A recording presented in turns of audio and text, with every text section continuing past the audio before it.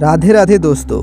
कहते हैं संसार में कुछ स्थान ऐसे होते हैं जो सिर्फ देखे नहीं जाते, अनुभव किए जाते हैं। और वृंदावन का निधि वन ऐसे ही एक दिव्य रहस्य है, जहां आस्था, प्रेम और अलौकिकता आज भी एक साथ सांस लेते हैं, जहां भक्त सिर झुकते हैं और विज्ञान चुप हो जाते हैं। ये कथा है उस स्थान की जहां आज भी मान्यता है कि रात के समय स्वयं श्री कृष्ण और राधा रानी रास रचाते हैं।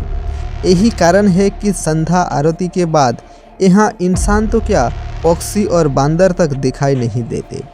वातावरण में एक अजीब सी नीरवता फैल जाती है।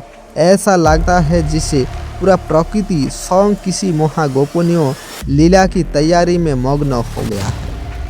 रंगमहल के अंदर श्रृंगार की परंपरा आज भी वैसे ही चल रही है जैसे जुगों पहले होती थी।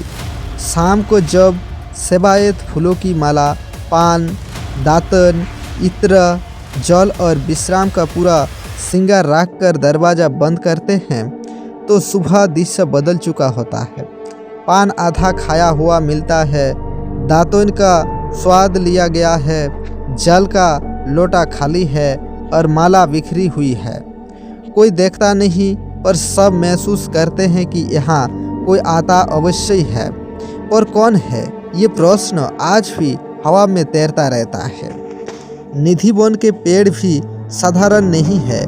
ये ऊपर नहीं नीचे झुकते हैं, शाखाएं आपस में लिपटी हुई है जैसे किसी अदृश्य गीत पर थिर करते हुए गोपियों है। मान्यता है कि रात में ये पेड़ रूप बदलते हैं और रासलीला में सम्मिलित हो जाते हैं। शायद यही कारण है कि यहाँ का एक भी पत्ता कोई भक्त घर नहीं ले जाता। कहते हैं जो ले जाता है उसका जीवन अशांत हो उठता है। श्रद्धा के आगे भय नहीं पर सम्मान अवश्य है। जैसे ही सूर्य अस्त होता है, निधि वन की हवा बदल जाता है। आसपास के घरों की खिड़कियां पर कुंडी चढ़ जाती है, पर्दे गिर जाता है। बुजुर्ग कहते हैं रात के समय इस स्थान की ओर ना देखना, ना सुनना, ना सोचने का प्रयास भी करना, क्योंकि ये मनुष्य का नहीं लीला का समय होता है। जिसने भी चोरी से देखने का दुस्साहस किया उसका अंत अच्छा नहीं हुआ। कोई पागल हो गया, कोई अंधा हो गया और कुछ की कथा वही समाप्त हो गया। विज्ञान से पूछो तो ये चुप हो जाता है, क्योंकि यहाँ तर्क समाप्त होता है और अनुभव शुरू होता है। ये केवल कहानियाँ नहीं, एक जीवंत परंपरा है।